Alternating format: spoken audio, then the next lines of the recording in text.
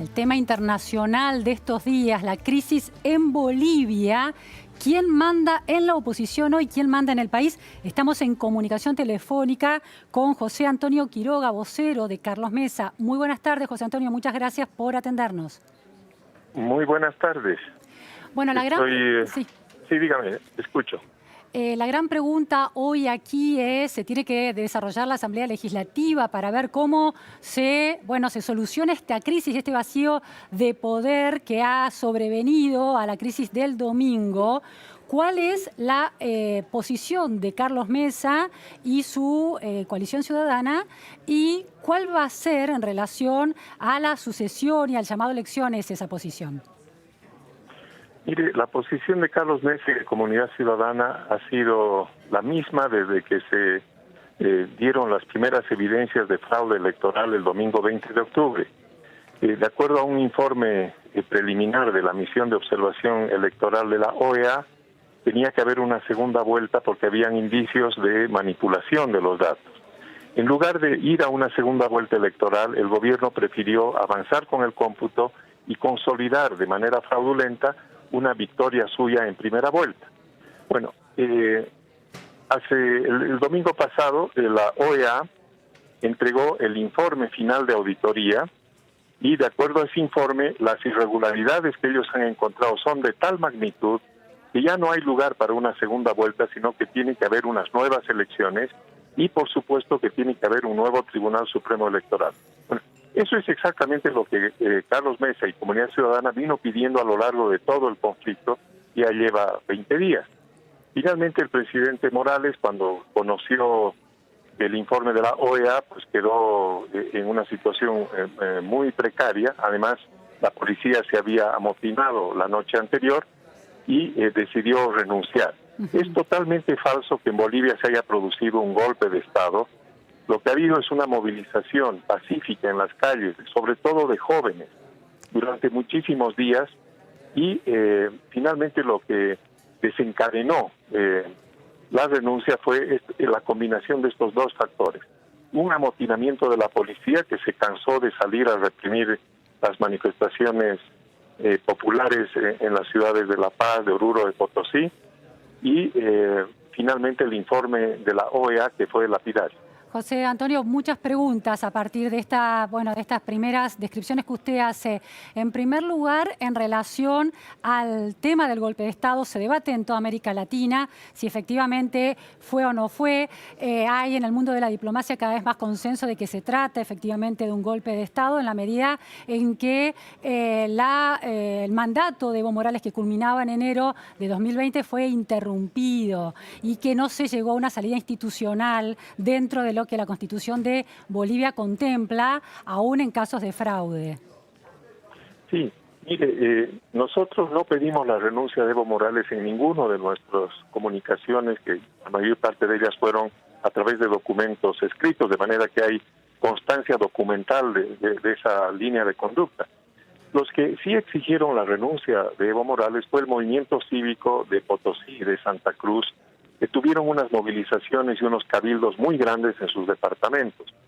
Esa posición más radical se fue ganando la calle y finalmente el presidente renunció. Quiero subrayar lo siguiente: en la Constitución boliviana está prevista la figura de la renuncia. Es decir, un presidente puede renunciar y en ese momento también está previsto el mecanismo de sucesión constitucional, que es lo que estamos gestionando ahora. Queremos una salida institucional pactada entre las fuerzas que tienen representación parlamentaria.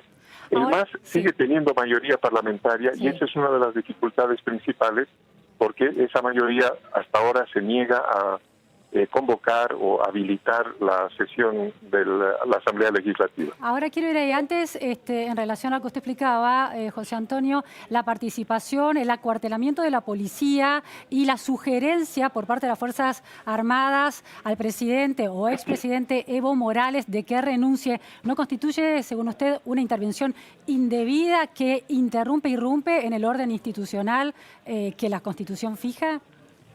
Sí, mire, el amotinamiento es un hecho obviamente rompe la institucionalidad de esa fuerza del orden ellos se sintieron sobrepasados y vieron que ya no tenía sentido salir a reprimir a las manifestaciones para defender un gobierno sobre el que caían cada vez más evidencias de fraude.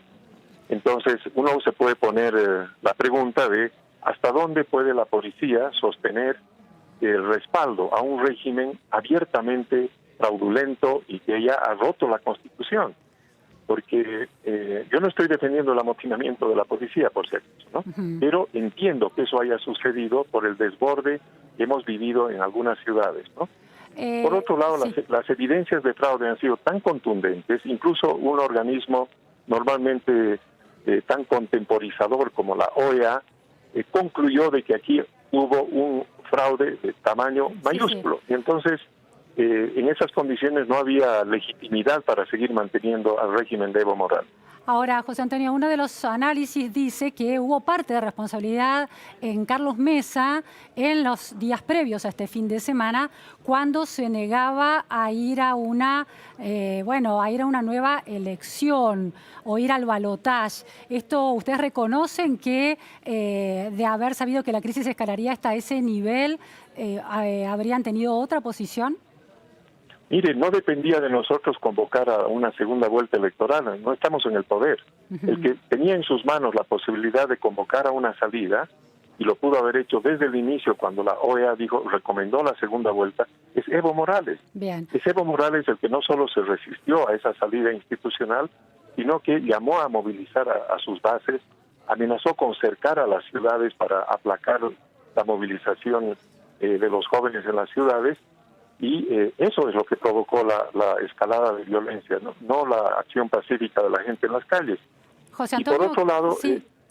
nosotros mantuvimos, con eso acabo, nosotros mantuvimos desde un inicio que las evidencias de fraude hacían necesario convocar a una nueva elección y unas nuevas autoridades del Tribunal Supremo Electoral, que es finalmente lo que va a terminar sucediendo. El propio la Asamblea Legislativa y el propio presidente, al momento de retirarse, dijo que había necesidad de convocar a una nueva elección. ¿Qué dice la Constitución Nacional en Bolivia en relación a una situación de fraude? ¿Qué salidas institucionales tiene la Constitución en ese caso, cuando un partido que ha competido en una elección denuncia fraude por parte del oficialismo?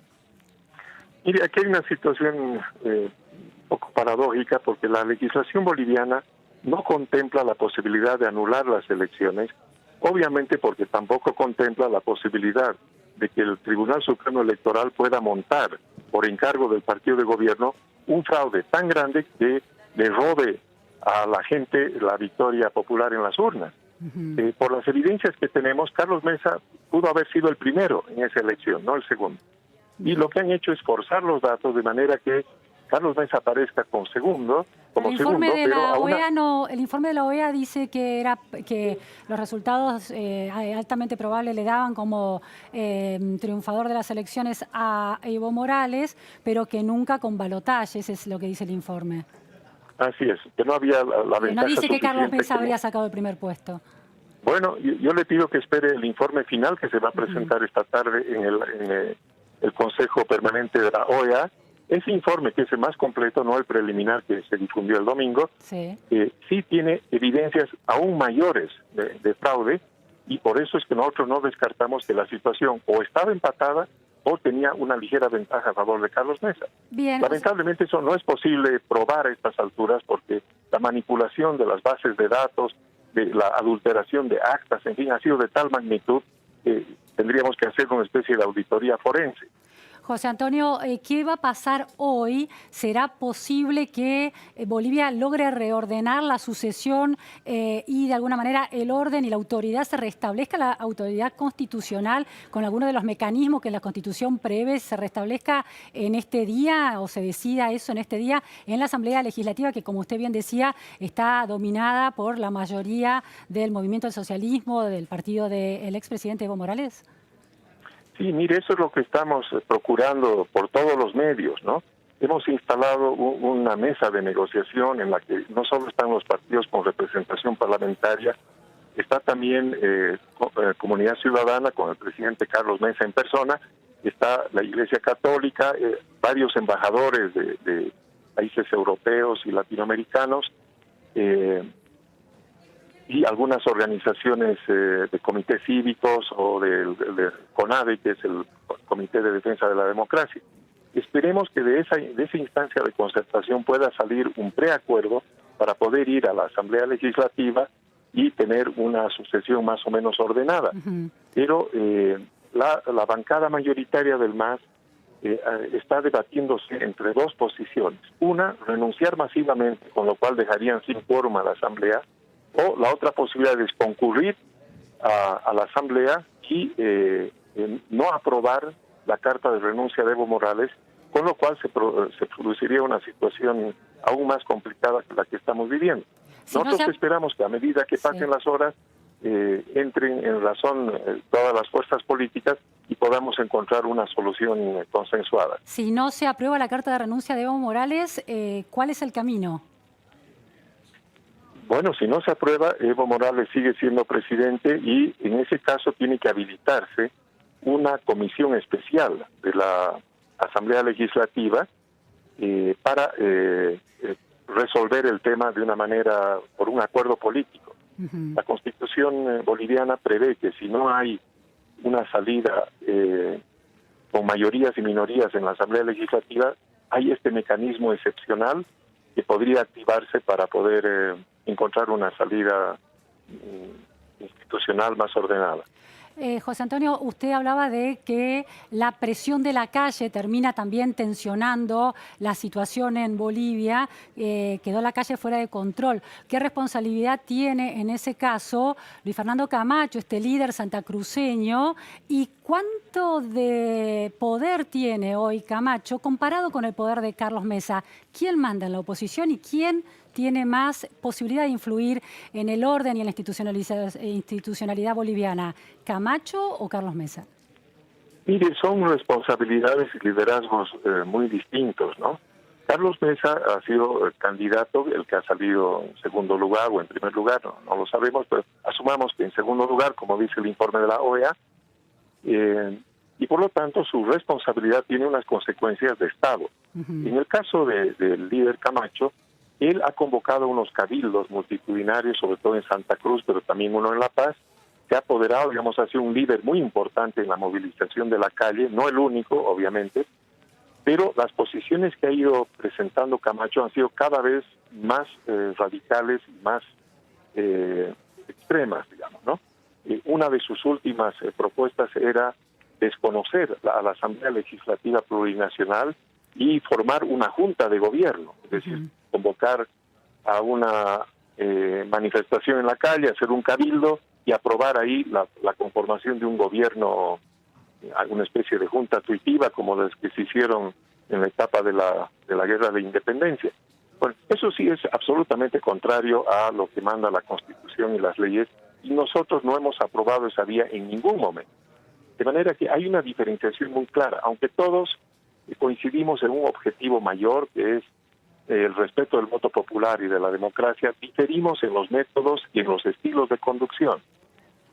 Por otro lado, hay un componente en el liderazgo de Camacho, hay un mesianismo y una religiosidad muy marcada, ¿no? Usted hablaba de que en esta negociación, esta mesa de negociación que está liderando Carlos Mesa para acercarse a la Asamblea Legislativa, estaba presente la Iglesia. ¿Qué dice la Iglesia del uso de la Biblia y de la apelación mesiánica y religiosa por parte de Luis Fernando Camacho a sus seguidores? Y él, bueno, llevar la Biblia a la Casa de Gobierno en La Paz. Sí, mire, ellos no se han pronunciado sobre ese hecho que tienen carácter más de puesta en escena que apelar a la religiosidad profunda del pueblo boliviano. La conducta de la Iglesia Católica ha sido un apego muy estricto a lo que dice la Constitución y las leyes, y por lo tanto han preferido ellos no meterse en este tipo de manifestaciones de un cierto tipo de religiosidad que expresa los intereses de ciertos sectores sociales, pero obviamente no de los mayoritarios de este país.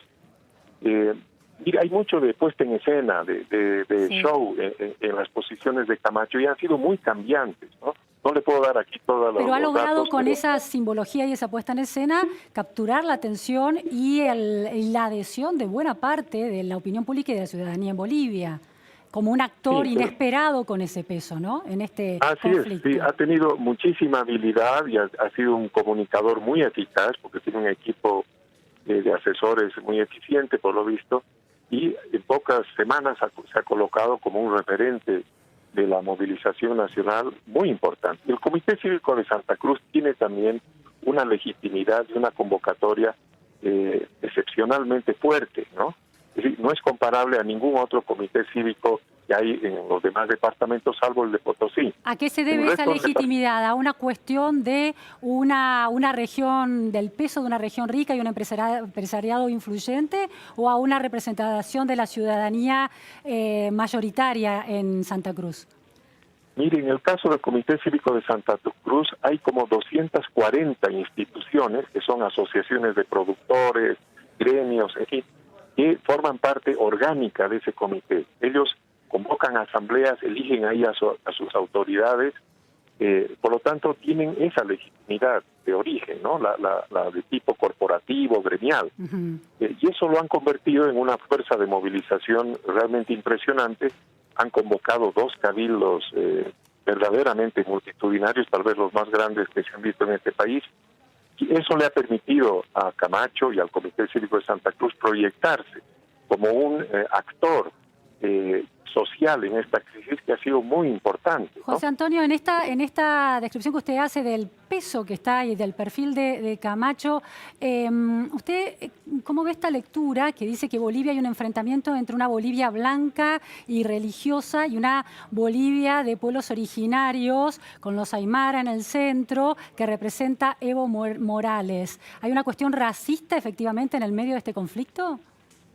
Sí, mire, en las últimas intervenciones del presidente Morales y particularmente en su mensaje donde anuncia su renuncia, él se ha ocupado más que nadie, más que ningún otro dirigente político, ni siquiera nadie de su partido, de exacerbar la diferenciación racial, étnica que pervive en Bolivia, ¿no? Él ha dicho que desde el primer día, el 20 de octubre, cuando en la noche se conocieron los primeros datos de la elección, él fue el primero en decir que la derecha boliviana, así se refiere a las fuerzas democráticas, no aceptaban los resultados preliminares en los que faltaba computar el voto de los indígenas y del área rural, lo cual es una falacia completa, ¿no? Los informes preliminares que el país conoció el 20 de octubre, es decir, el mismo día de la votación, de la elección, ya contenían la mayor parte del voto rural y por lo tanto indígena. Y hay que añadir lo siguiente, ¿no? La mayor parte de los indígenas en Bolivia viven en las ciudades, no viven en el campo, ¿no?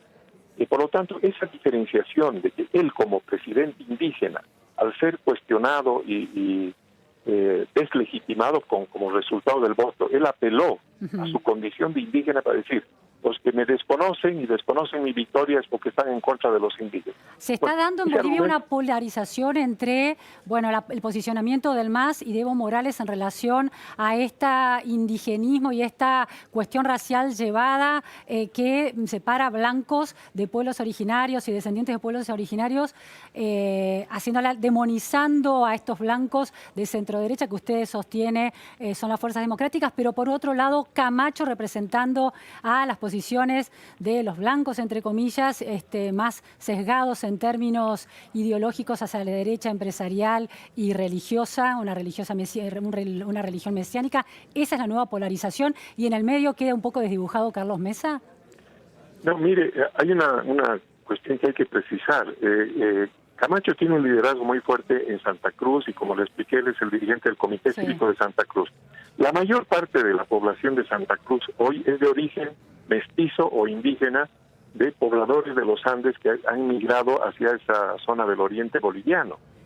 De manera que es falsa esa separación, digamos, de un grupo blanco versus la nación indígena.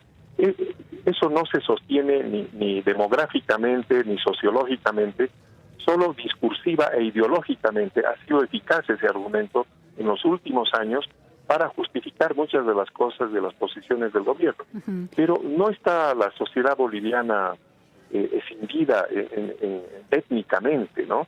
Yo creo que más bien cada vez tenemos una sociedad más integrada, más mezclada, ¿no es cierto? Y obviamente el gobierno de Evo Morales ha contribuido mucho a una mayor integración social, a la presencia indígena en espacios de poder, en el legislativo y en el ejecutivo. Eso todo el mundo lo reconoce. Así que una vez que pase este uso del tema étnico para fines de movilización política, yo creo que en pocos días, en fin, el país va a volver a ser lo que siempre ha sido, o lo que y ese tipo de clivajes van a desaparecer. Lo que está en disputa aquí no es indios contra blancos, es democracia contra dictadura. Esa es la última pregunta, José Antonio. ¿Las Fuerzas Armadas hoy, las fuerzas policiales, a quién responden? Bueno, como usted mismo dijo hace un principio, por este vacío de poder, por ahora responden casi a sí mismas hasta que se constituya un nuevo gobierno transitorio y puedan responder constitucionalmente a ese mando. Esa falta de una, digamos, de la línea de mando que se establece desde el presidente o del Estado hasta los mandos militares se ha quebrado. Y lo que han hecho la policía y las Fuerzas Armadas es concertar una acción conjunta para precautelar los bienes públicos, la paz social y la propiedad privada que ha sido atacada por grupos violentos. ¿Y el poder político? ¿Quién tiene el poder? Nadie tiene el poder político hoy en Bolivia. Bueno, todos tienen una parte del poder. El MAS sigue teniendo mucho poder, sigue controlando, aunque no están funcionando los ministerios, muchas de las alcaldías, en fin, están en manos de militantes del MAS, pero se ha desorganizado, se ha desordenado todo el panorama institucional en estos días porque la transición no ha sido ordenada, ¿no? Nosotros queríamos que Evo Morales se quede hasta el 22 de enero, que se haga una nueva elección y que por lo tanto se prepare una transición, ¿no? para dejar la gestión pública en manos de un nuevo gobierno de manera institucional, programada, en que eso lamentablemente no se ha podido, se ha precipitado la crisis y ahora tenemos que reconstruir un poco el andamiaje institucional para que pueda comenzar a funcionar nuevamente el Estado. Muchísimas gracias, José Antonio Quiroga, vocero de Carlos Mesa desde Bolivia. Estaremos muy atentos a la situación, volveremos a hablar seguramente durante los próximos días. Muchas gracias, José Antonio. Un gusto, hasta luego, hasta cualquier momento. Hasta luego. Bueno, vacío de poder, las Fuerzas Armadas y las Fuerzas Policiales en Bolivia, como decía José Antonio.